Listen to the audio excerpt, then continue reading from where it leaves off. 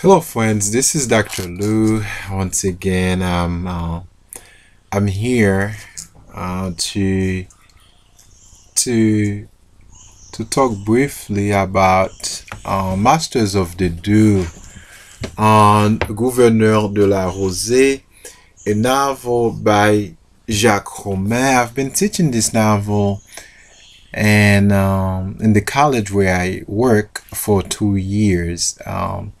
Again, this semester we're reading it again. It's been good so far. The students just love it.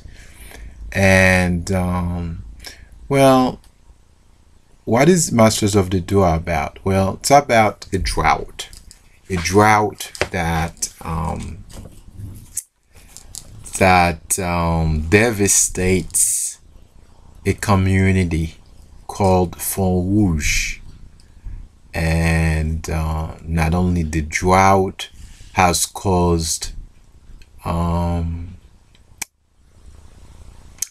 strife between the peasants, but also there's tremendous division, okay, between the peasants themselves over some issues. Now, in this novel, Roumain tries to bring people together to collaborate to make their world a better place, because Roumain firmly believes in the collaborative effort of humanity. In other words, if we want to change our community, if you want to change our state, if you want to change our country, if you want to change the world, we have to work together. We have to work together to make a difference. So the novel's protagonist is a man by the name of Jean-Manuel Joseph, whose father is Bien-Aimé, whose mother is Délira. The novel begins with a cry de cœur from Délira, crying for redemption. She cries to God. She calls upon the name of the saints in order to find a relief for the community. In fact, the novel begins with these words: Nous mourons tous. Et elle plonge sa main dans la poussière. La vieille Délira délivrance dit: Nous mourrons tous les bêtes, les plantes, les chrétiens vivants. Ô Jésus, Marie, la Sainte Vierge. Et la poussière coule entre ses doigts, la même poussière que le vent rabat d'une haleine sèche sur le champ dévasté de petits milles, sur la haute barrière de cactus rangée de verre de gris, sur les arbres, ces baillards rouillés. Now, this is very important. And in the novel begins with a plea by Délira, an important character in the novel. A lady would play a significant role in organizing the peasant women in the story, in order they might be able to convince their husbands to work together with Jean-Manuel. And Manuel, of course, left the community for a long time, for 15 years. Is back from Cuba, having worked as a as a sugar cane cutter in the plantation there. So when he comes back, he found the trees were cut off. Dryness pervades the entire community. No water. Animals, plants, people, everything that has breath, has Delira cries, is dying. Then the novel goes on with a debate, an important debate between Delira and Bien-Aimé. But the debate is on the significance of God, God's absence in the community. Now, the fact that Delira prays to God shows her interest in divine intervention. For her, God will intervene. God will provide for the community. As she continues to pray, because the novel begins with a prayer, her husband, who was sitting in a rocking chair, interjects and says, "Isn't God the creator of evil?" Well, Delira was mad because her husband, Bien-Aimé, has some misconceptions of God. For Delira, God is provider. God is creator. He will intervene. For Bien-Aimé,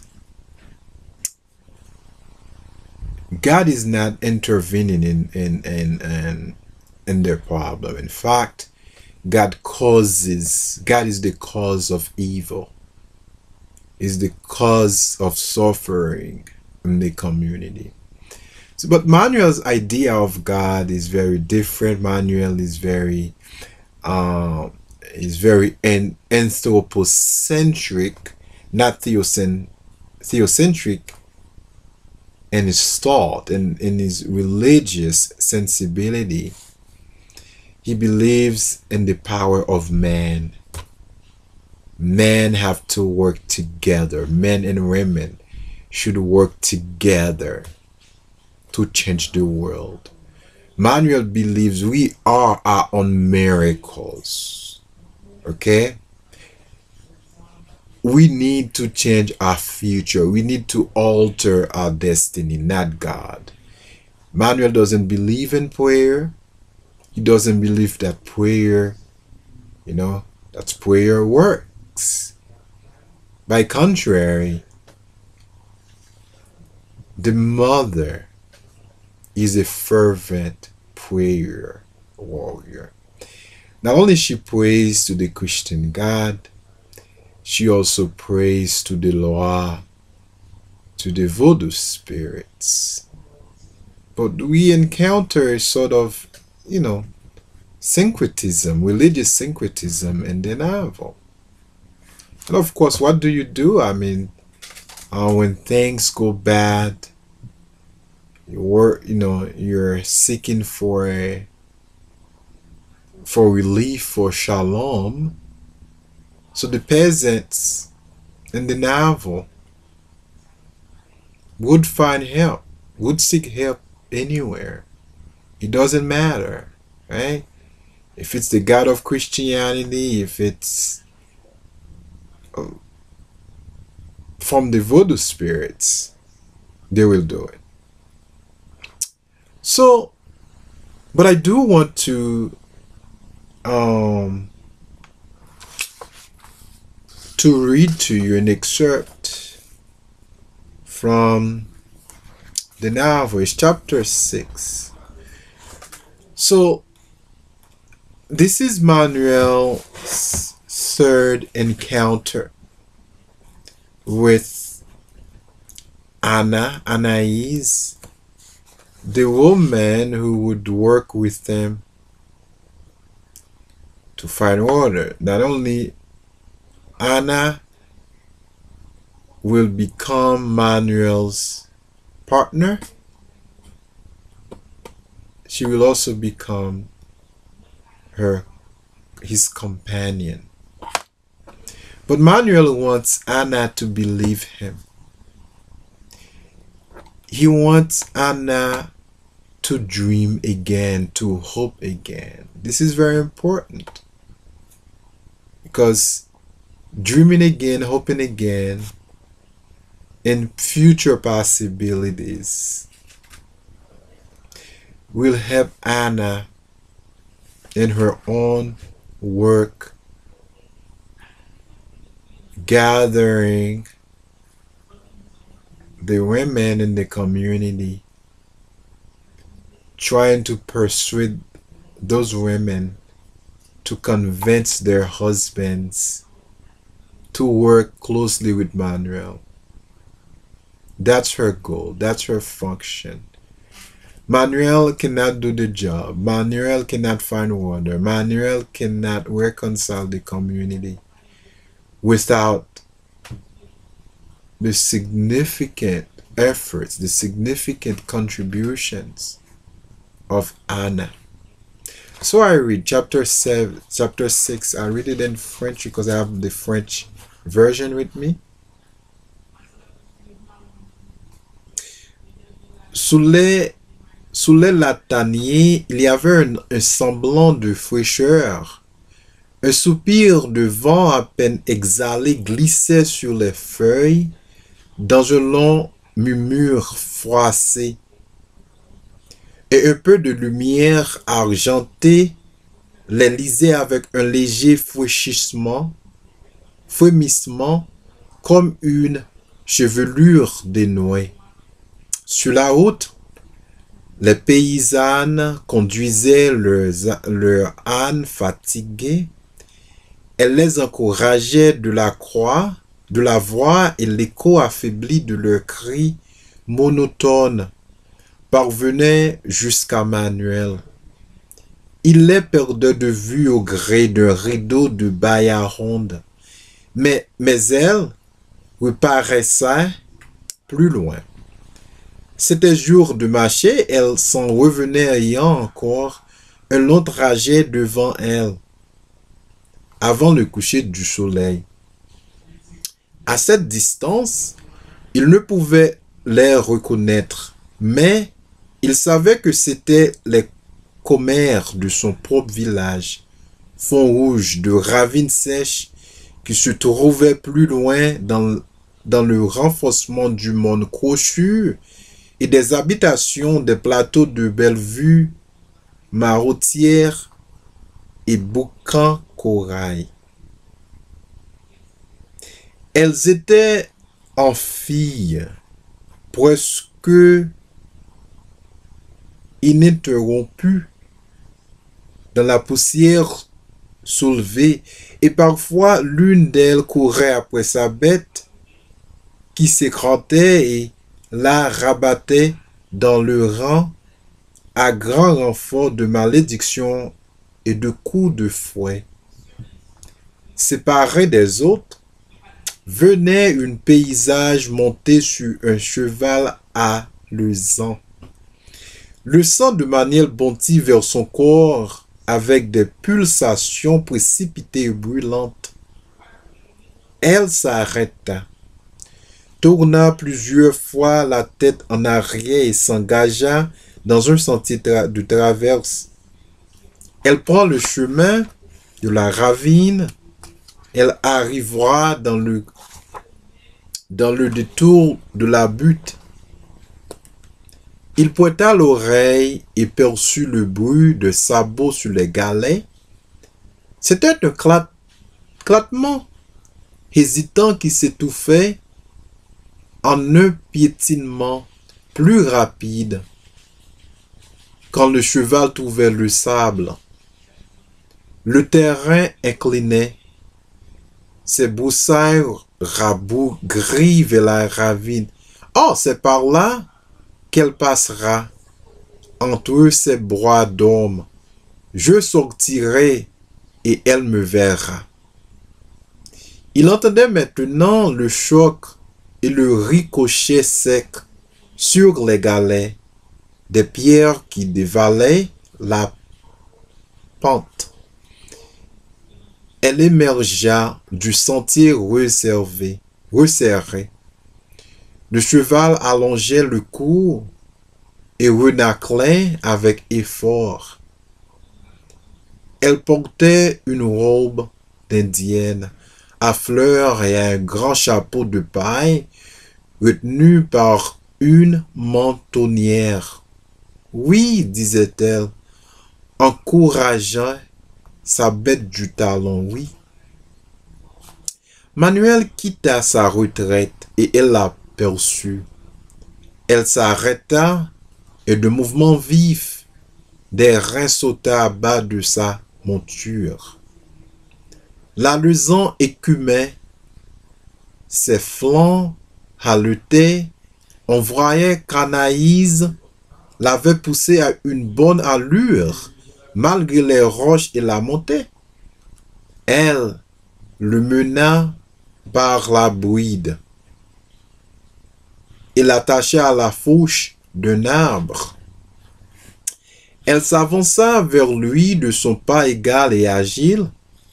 Sa gorge était haute et pleine, et sous le déploiement de sa robe, l'âne avancé des jambes déplacées, le dessin épanoui de son jeune corps. Elle fit une révérence devant lui. Anna says, je te salue, Manuel, je te salue, Anna. Manuel said. Elle toucha sa main tendue du bout de ses doigts.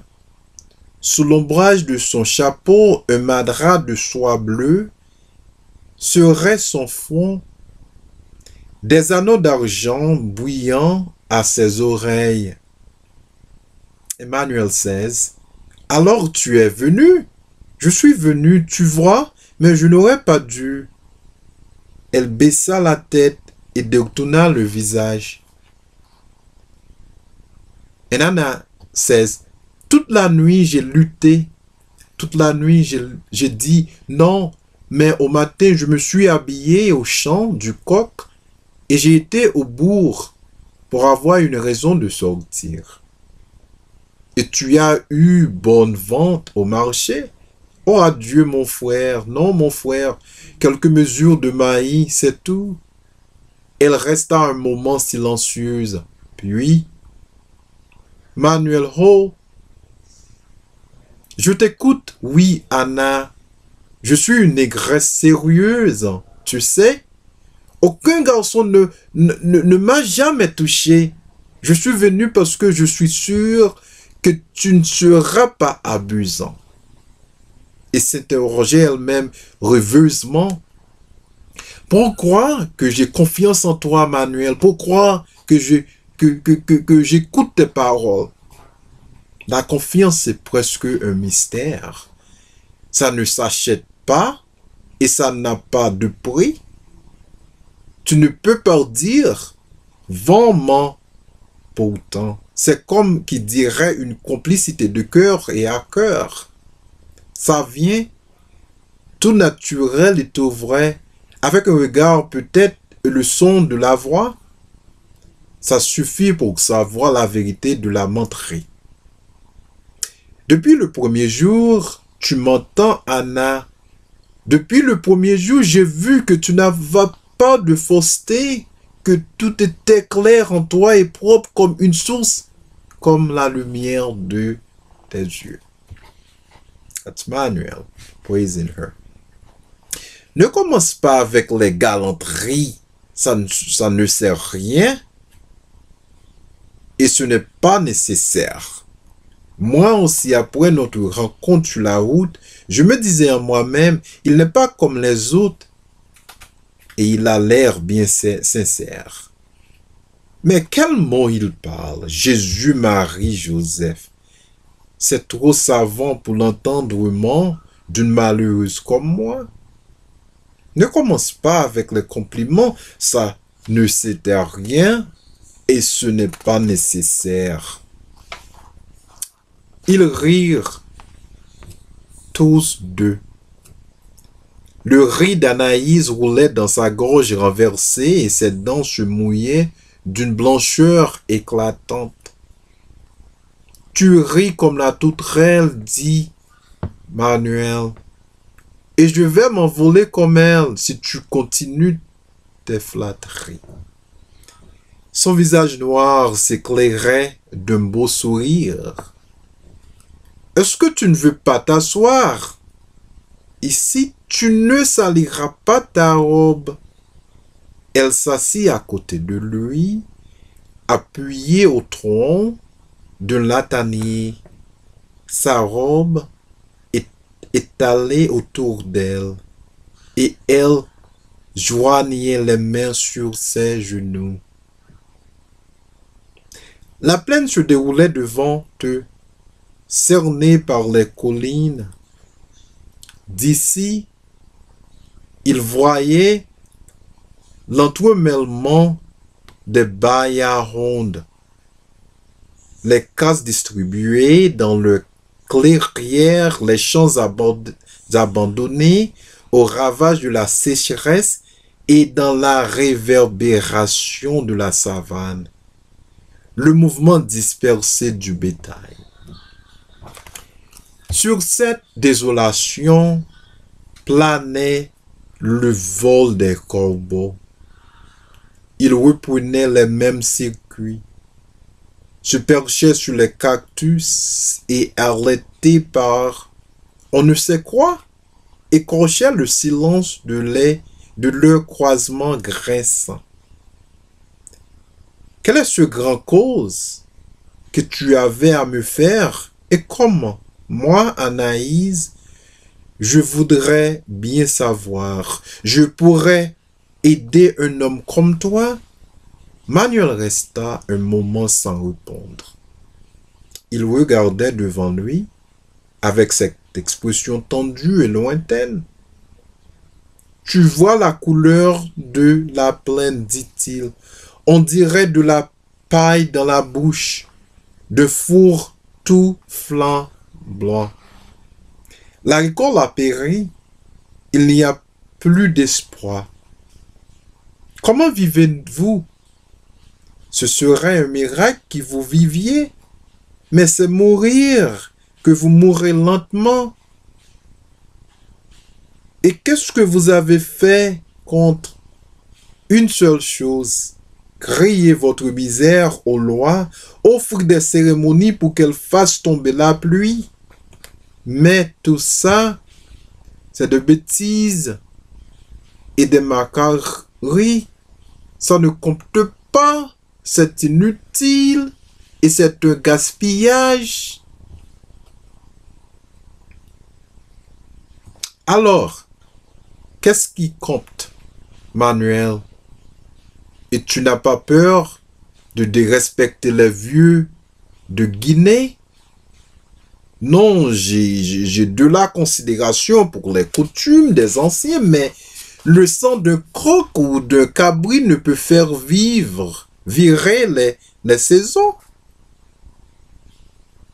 Changer la cause des nuages et les gonfler d'eau comme des vessies.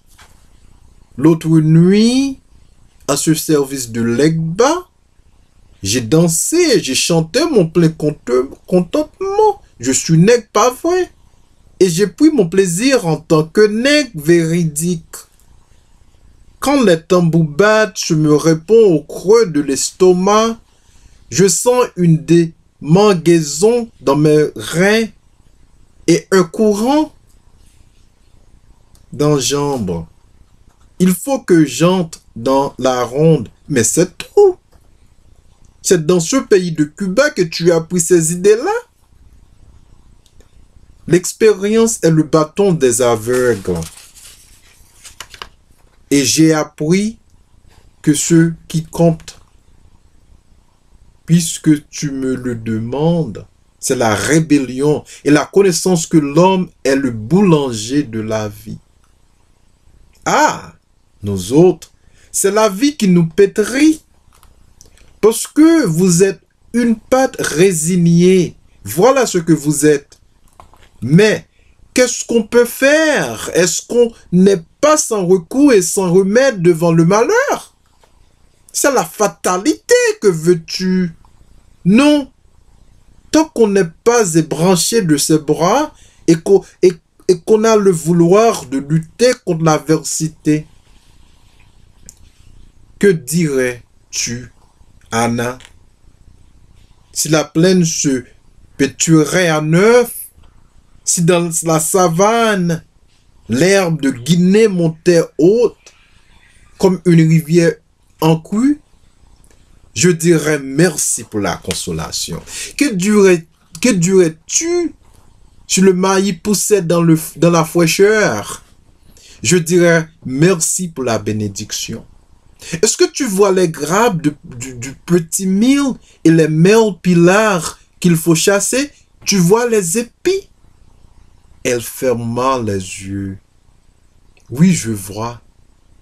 Est-ce que tu vois les bananiers penchés à cause du poids de régime? Oui. Est-ce que tu vois les vivres et les fruits mûrs? Oui, oui. Tu vois la richesse? Elle ouvrit les yeux.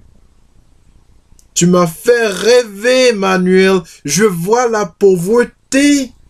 C'est pourtant ce qui serait s'il y avait, crois, Anna, la pluie, mais pas seulement une petite farinade, des grosses pluies persistantes,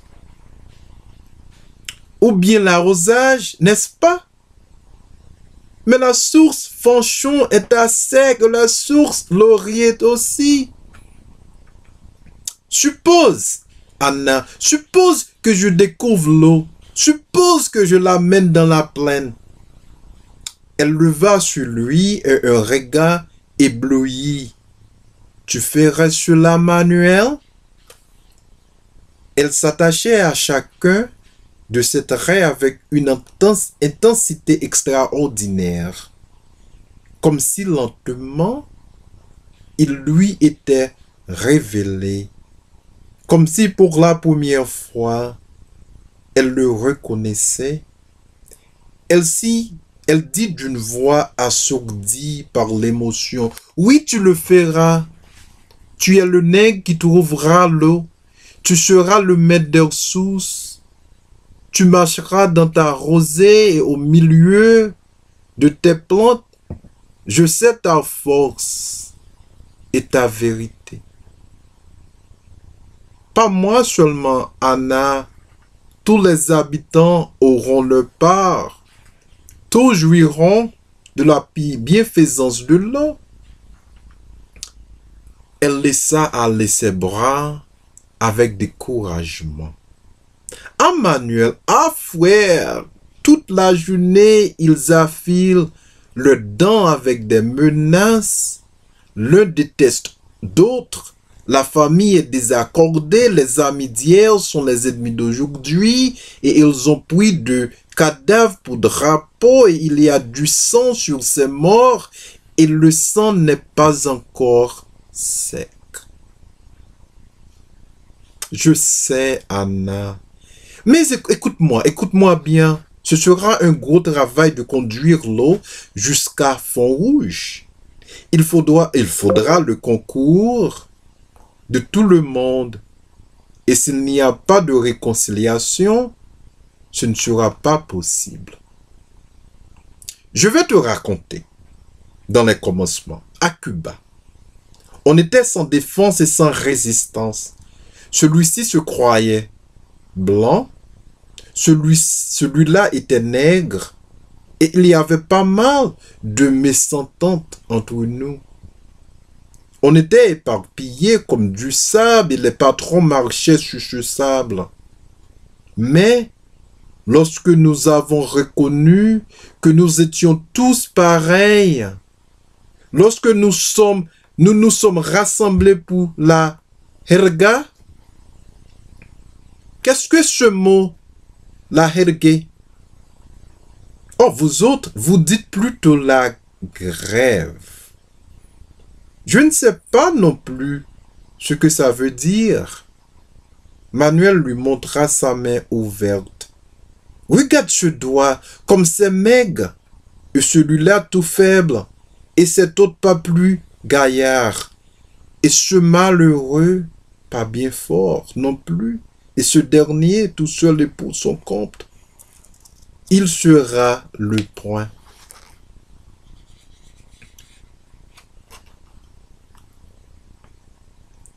So we shall stop here, and next time we'll pick up where we left.